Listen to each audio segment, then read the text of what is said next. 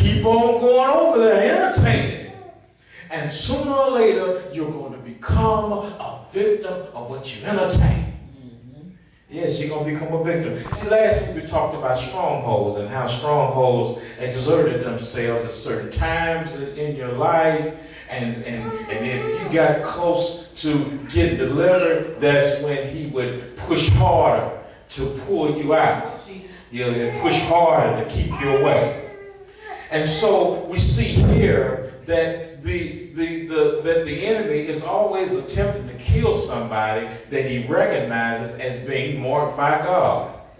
And you got to realize when the anointing of God is on your life, you got to walk closer with God during that time, or he's going to kill you spiritually. Kill you. No wonder he says, I return the years of the cankerworm and the palmer worm. Because while you're out there, he ages you. He messes you up. He messes you all up. He distorts you to the point that you don't know who you are. Yes. In the battle of the mind, if the battle is in the mind, now if it's in the mind, when your mind is broken down, your heart begins to change. Yes. He was strong in the beginning not to tell her his secret. But as she worked on him, his heart began to change. She knew the difference between him lying to her and him telling the truth. She had gotten his heart. Yes.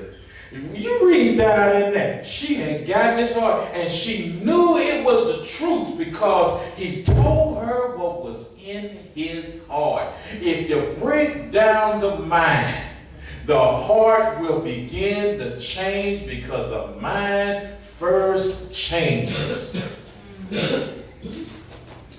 Delilah stayed the course. She broke Sampson down until he told her the secret of his strength. He stayed the course. She stayed with, and the enemy will bombard you day by day. He will bombard your mind day by day. He will call you day by day. He will mess with you day by day until you break. Yes, come on. And then he sat there telling the secret of his strength. If you cut my hair, I'll be just like regular men. And then he went to sleep. She told him, oh, don't worry about it. I ain't gonna do that to you, Sampson. Come on over here and lay down on me and go to sleep. There you go, baby. See, that's how the enemy does. That's it. He changes your mind and then he moves you to sleep.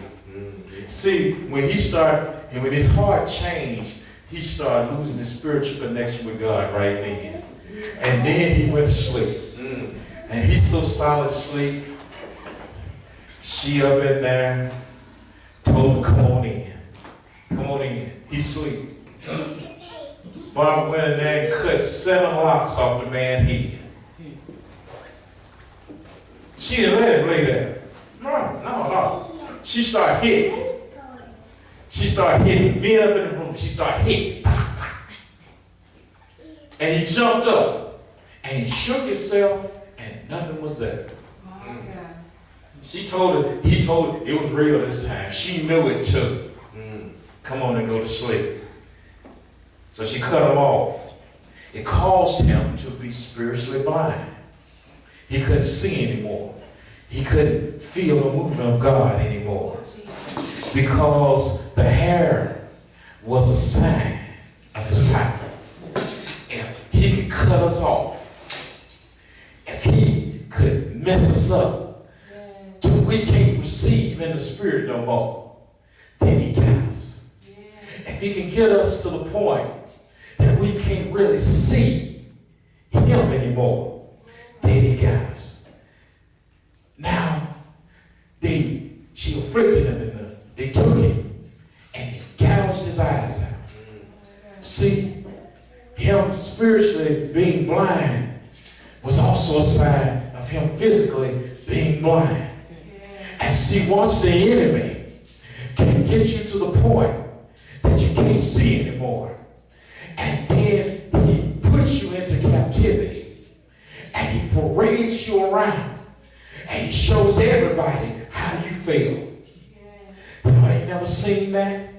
Person was stayed and strong. Then all of a sudden they back out doing the things that they used to do. And their friends are so happy. And they're parading them around. And they say they used to be, and then they talk about them behind their back. They say they used to be in church. They used to be saved. And look at them now. And then they go back around and continue to exploit them. Because the exploitation of the enemy doesn't stop after he gets you to fall. Once you fall, he begins to bitterly afflict you. He talks to you and talks about you. Yes, come on. That's what he does. He talks about you. Look at how they are. Look at how far they fell. Look at how bad they look. Oh, I feel the anointing. Look at this. All right. Now,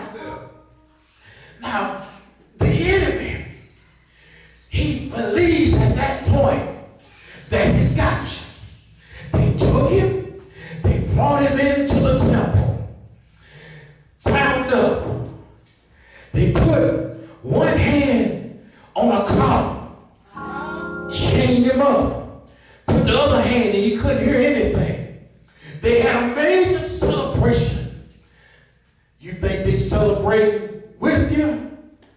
Oh, they celebrate because of how far you fell. Yeah, they celebrate. But the enemy made a fatal error. He made a fatal error. If he had known that a sign of taking his power was to cut his hair off, he would have kept a barber on hand. It doesn't say how many days that he was in captivity before he went to the temple. But his hair was growing. And he was sitting there. And when you start getting honest with God, see, because sometimes you got to go down to your Lord's point before you understand what happened. And even though he could not see in the natural, he began to see in the spirit. And he said to the young man, could you put my hand on the collar? And one of the things you got to understand with this building, the columns was holding the building up. And that when he said, could you lay my hand on two of the columns? And he put his hand on the columns. Begin to see, because when you fall down, you got to start feeling your way back